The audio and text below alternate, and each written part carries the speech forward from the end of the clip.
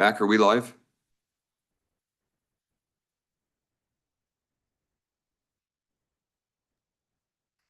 Yep, I'm ready to go. All righty, thank you very much.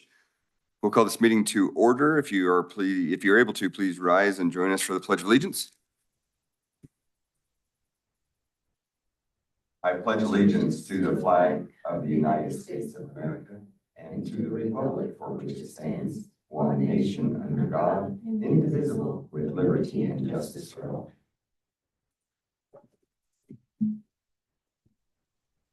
Thank you very much. 1.03 is approval of the agenda. Make a motion to approve the agenda. Second. All righty, further discussion? All in favor, please say aye. Aye. Aye. Any opposed? Chair votes aye as well. Before we go much further, I want to, for the record, address that we have both Trustee Brooke Ballard and Jeff Durham joining us remotely. So we have 5 of our 7, which does qualify as a quorum. 1.04 is input from the public. Seeing none. 2.01 is receipt, review, and possible approval of resolutions to augment the budget to the general funds, expendable trust funds, special revenue funds, proprietary funds, and capital project funds for the 2024-2025 school district budget. This is for possible action. Ms. Stalkey.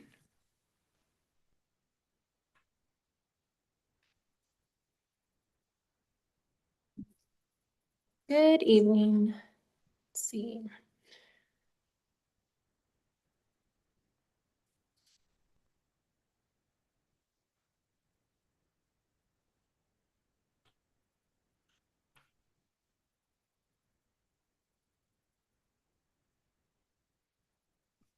Okay, I think everybody knows, but the augmentation is the transfer of the budget is a routine item that we do. It's due by December 30th to the Department of Taxation.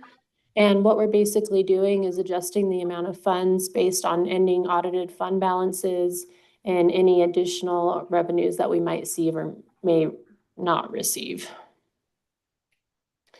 The fund changes that you would see in the packet, our general fund decreased by almost 13.5 million. The English Learner Fund increased by 93,000. At-risk decreased by 1.1 million. SB 231, we had an ending fund balance of 453,000 that we increased.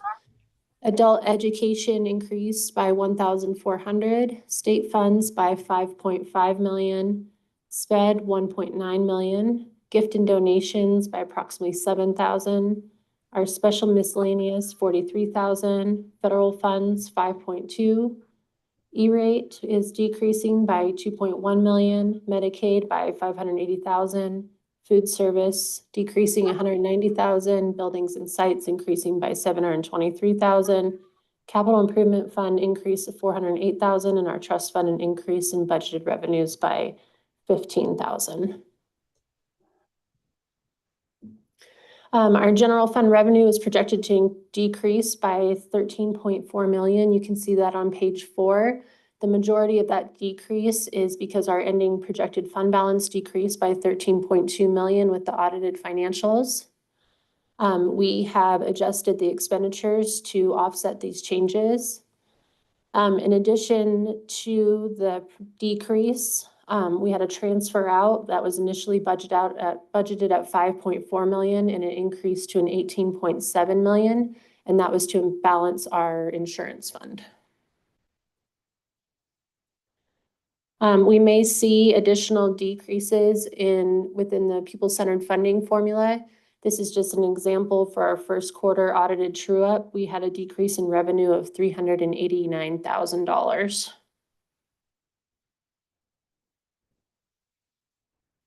I just wanted to highlight the proprietary fund.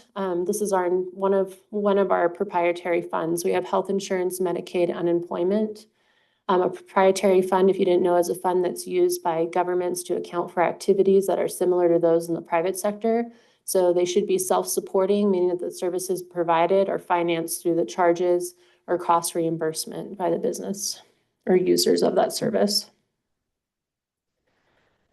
This is just a snippet from the budget augment that you all have, the projected loss for our insurance fund is 9.6 million. And that's what has been budgeted in to balance that fund in whole. Cassie, if I may stop you for just a moment, and that's after the roughly 13 million that we transferred out from general fund? No. So below this, if you were to go to that page, and I'm sorry, I don't have the page reference, this is the top portion. So the major difference here is you can see on the top the premiums. They've usually been budgeted for about $18 million. Actual premiums that we receive are only about 13 million. And then with the expenses, our actual benefits, and then any administrative costs, that's going to equal 23 million for the loss of 9 million. So the 9 million is what's included in that transfer out from the previous slide from the general fund. Thank you.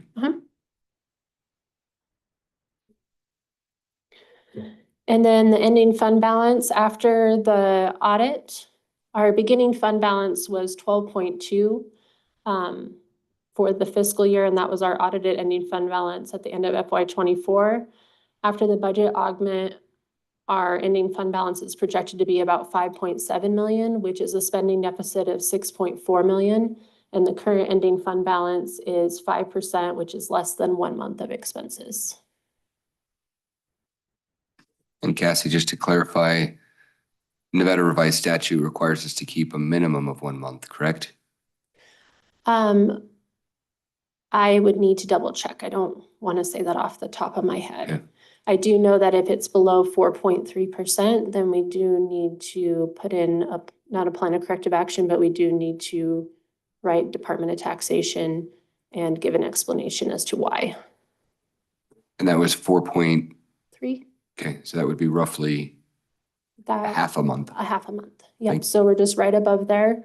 When I did budget about $1 million in contingency in the general fund, just as wiggle room for myself since I'm still new.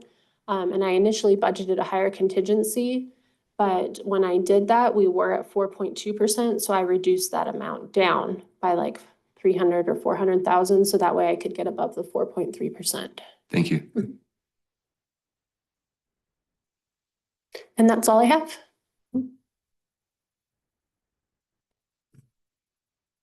Questions for Ms. Stolke? Sorry, can you go back to the beginning of the presentation? Like, I don't know, it might be slide.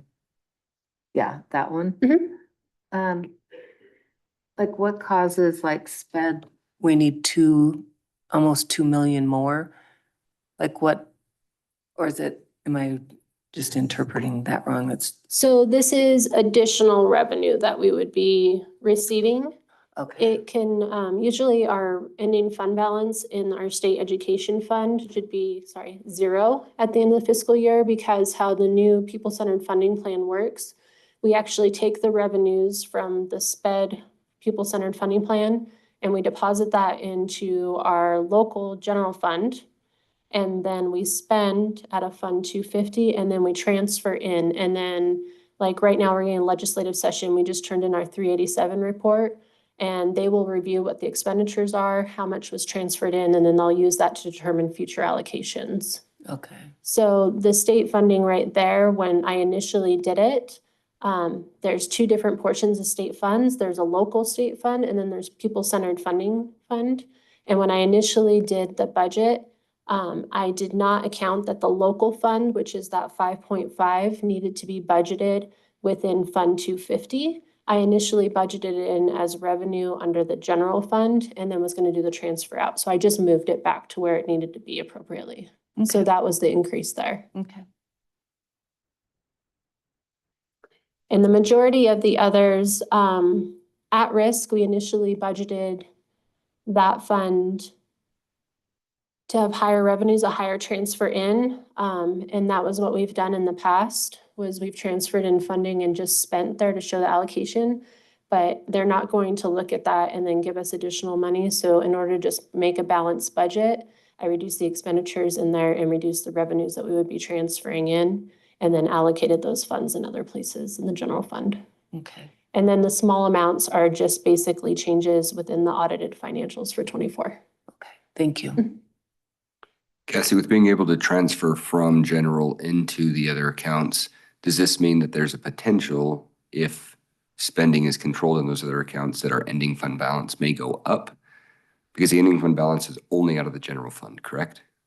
Correct. Every fund has an ending fund balance, but the primary one that's most important is our general fund for the main operations. And yes, I could say if we don't need a transfer, like let's say that our claims aren't as high within that insurance fund, I may not need to transfer as much to there. The same, I'm trying to think the other funds that we have transferred in, like food service and let's see, yeah, like a few of those other funds, I don't foresee them changing that much because the transfer in isn't, I don't know, it's not that large. Okay. The majority of the transfer is from SPED, which I do see that going over just for the calculations so we can keep increasing our revenues because we have to maintain our maintenance of effort there. But the main thing would be is our claims aren't as high as they have been in the past, which I'm not sure. Great, thank you. Mhm. Further questions for Ms. Stahlke? All right, how would the board like to proceed?